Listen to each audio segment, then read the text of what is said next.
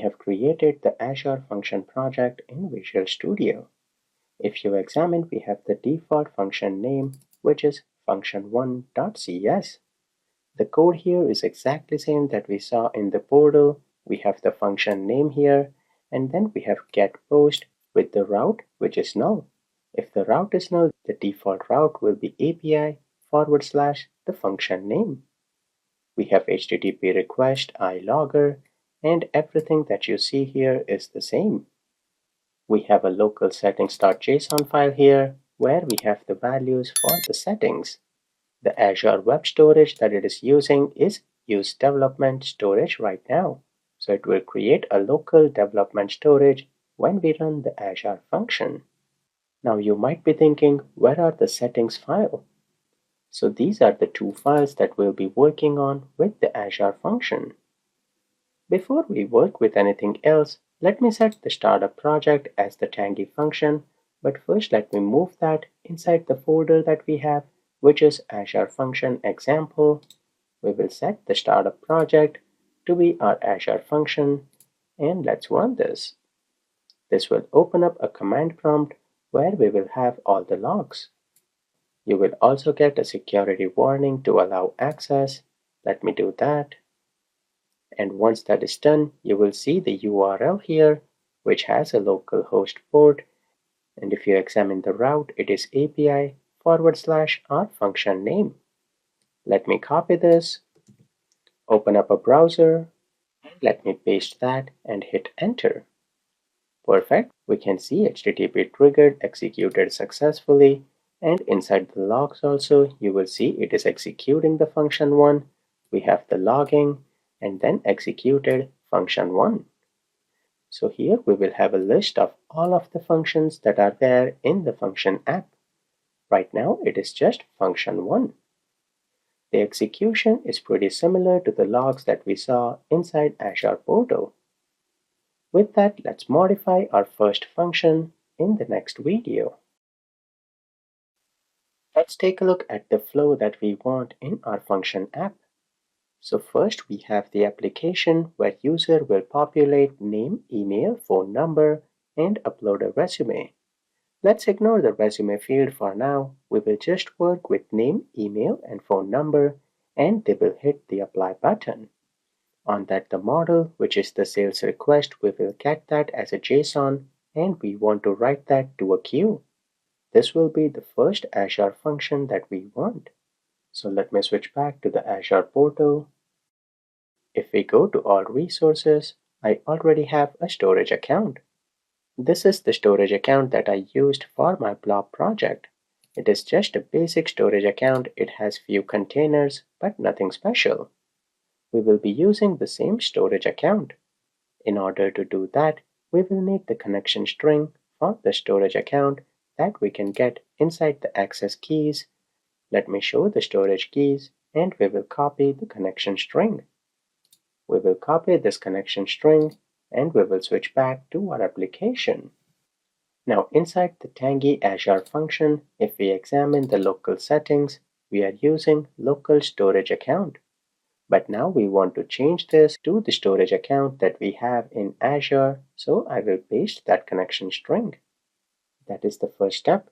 Once we have this settings, let me save this, and we'll be working on function 1. I do not like the name function 1, so let me rename that to on sales upload write to queue. We will paste that right here, and let me save that. If we open the function now, the class name has been updated, but the function name is still the same. We will change that as well, so that way we can use that URL to access this function.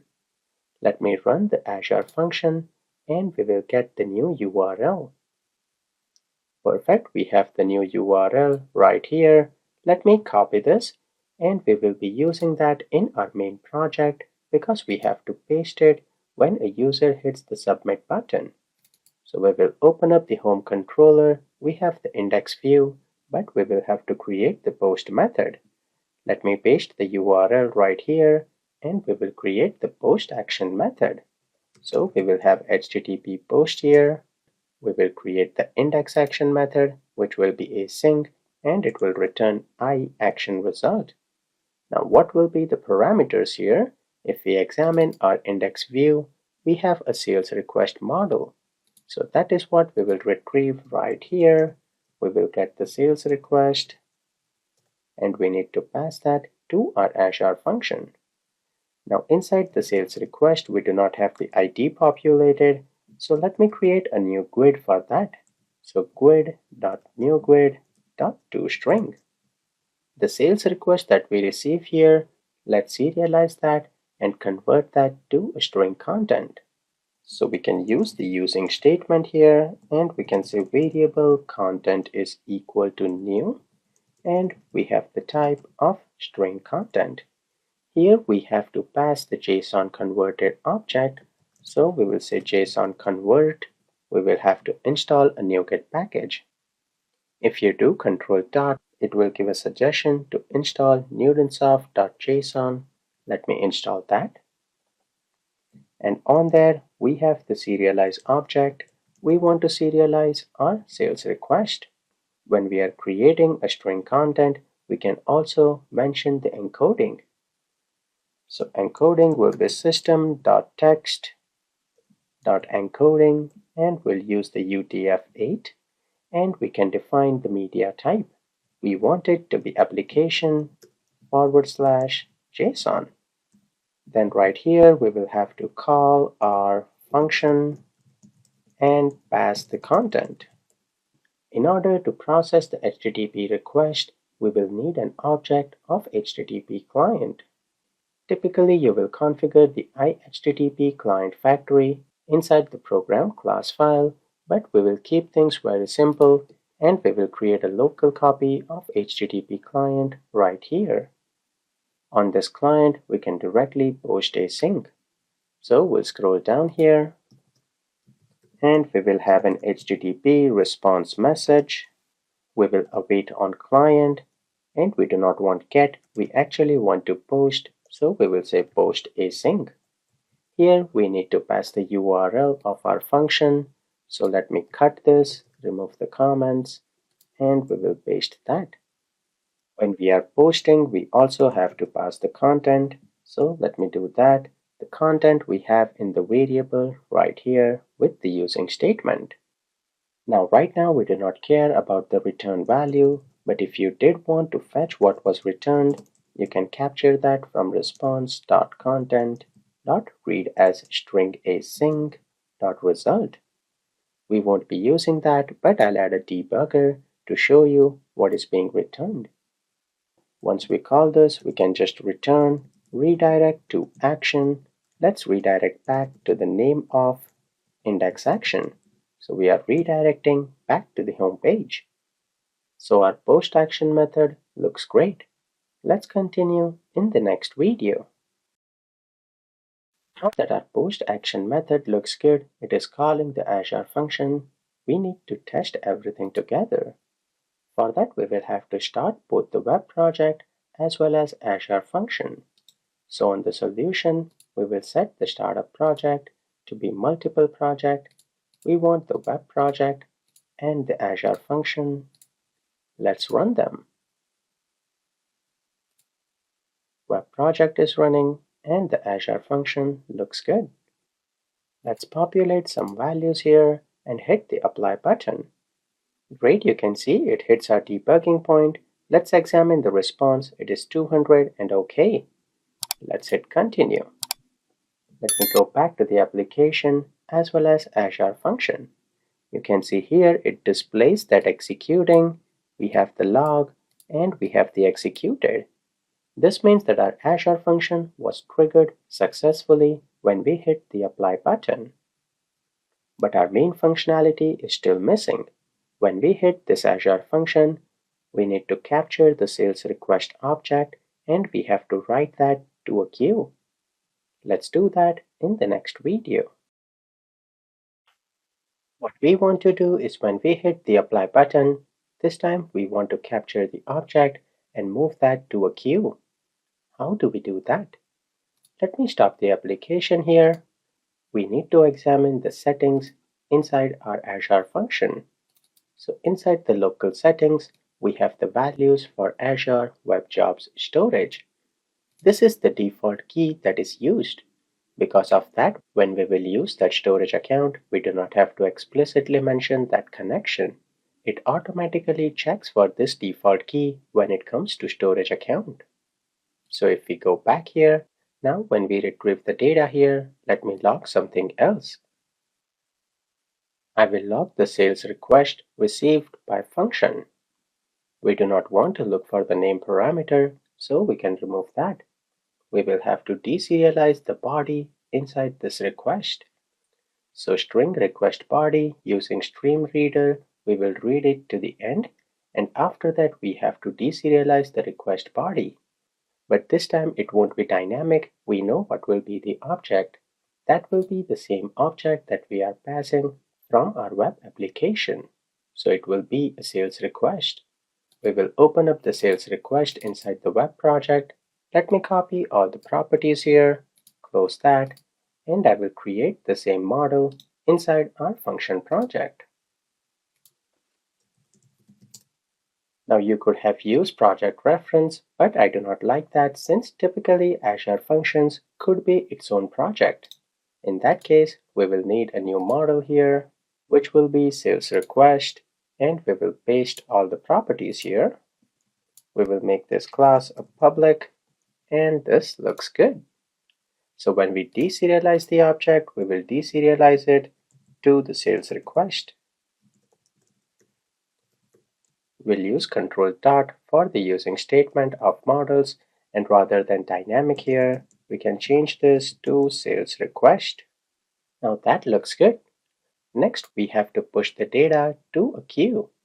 We want to create a queue inside the same storage account that we have configured right here. For that, we have to let Azure Function know that we need to push this to a queue. So where we have the HTTP trigger, attributes after that denotes the output. So what we want to use here is a queue. So we will write queue here. That does not exist by default. We have to add a NuGet package for that inside the function project. So we will go here inside the Browse tab. We will search for microsoft.azure.webjobs.extension.storage. But you can see with IntelliSense it is already displaying that package right here. We will install that.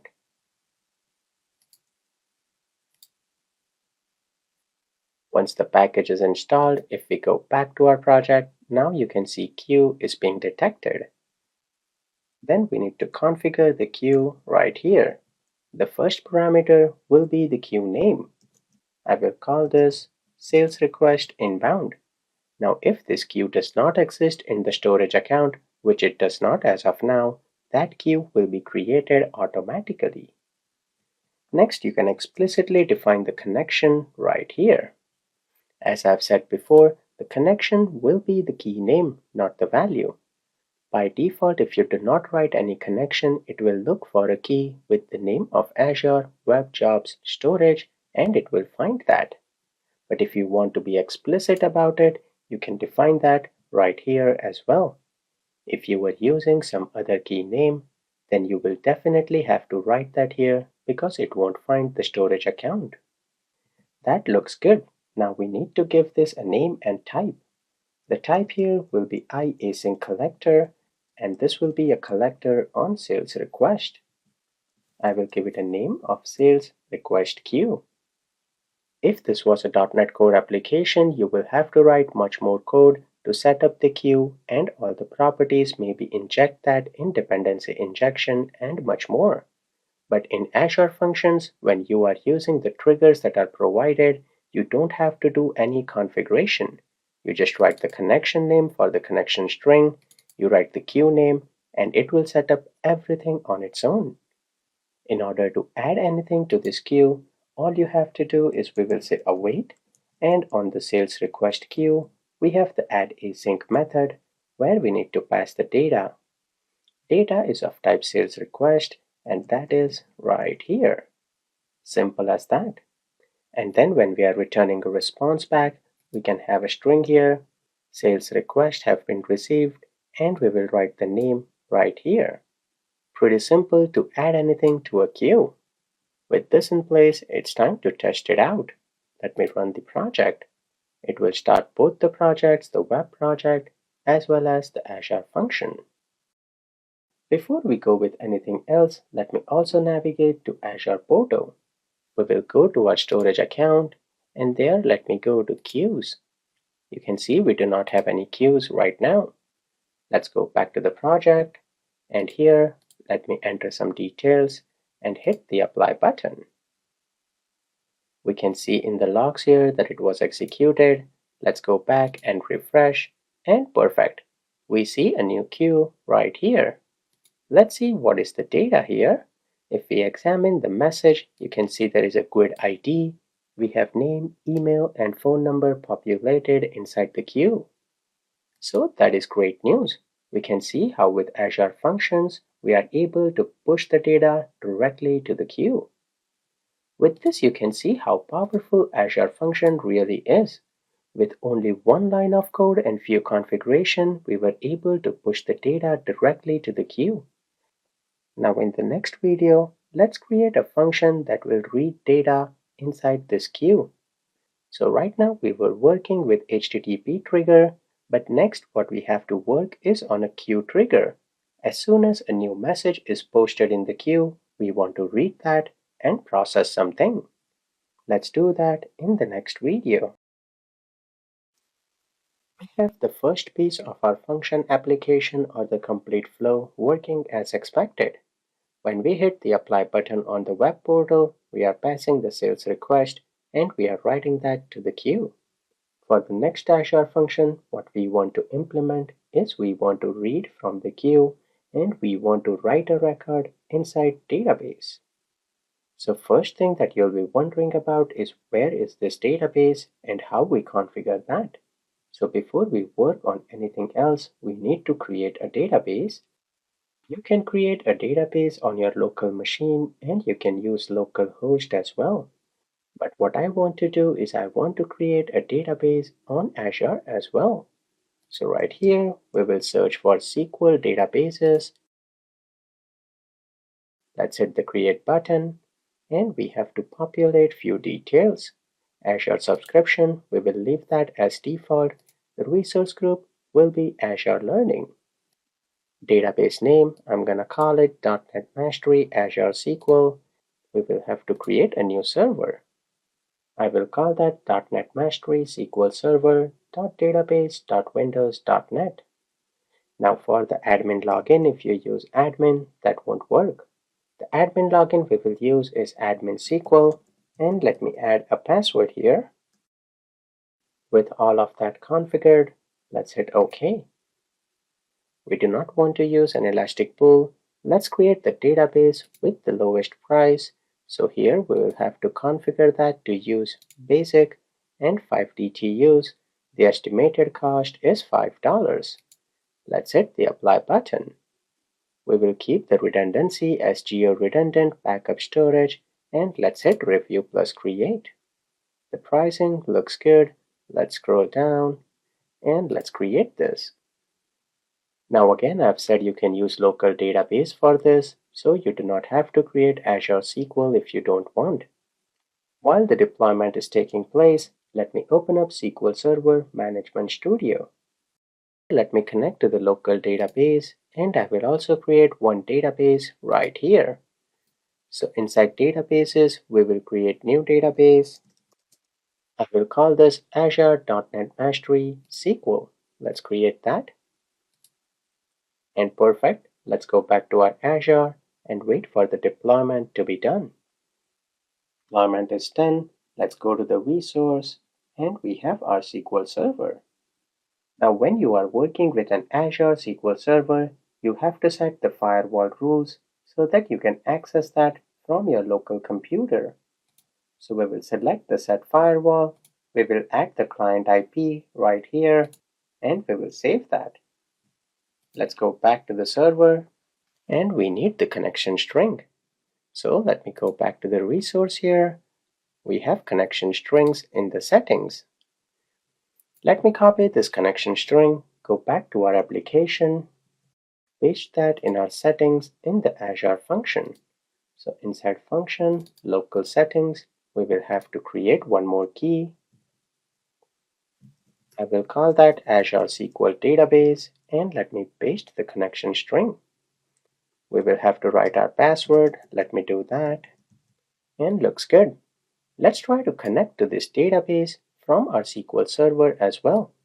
Let me copy just the server name here, go back to SQL Server, and let's try to connect. We will paste server name. Next, we need the user ID. Let's go there. Admin SQL. Let me paste that here. And we'll write the password. Great, you can see we are able to connect to our database successfully, and we have the database.NET Mastery Azure SQL. With that, let's continue from the next video.